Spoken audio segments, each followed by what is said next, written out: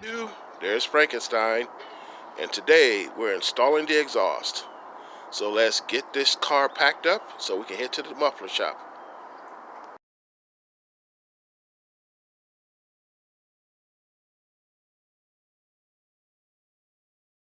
Start with you got some adapters,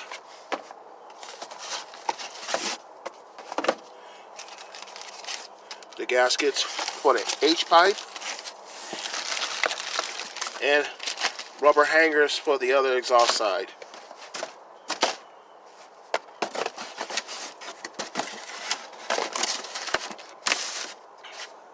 Incinerator bullet mufflers. There's the second one right there. These are the chrome tips.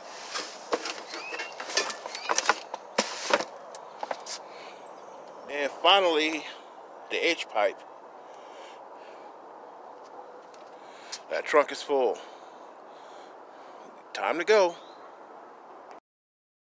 This will be the last time you see it with a single exhaust. See under here? One tailpipe right there. Time to go to the bank, then to the muffler shop.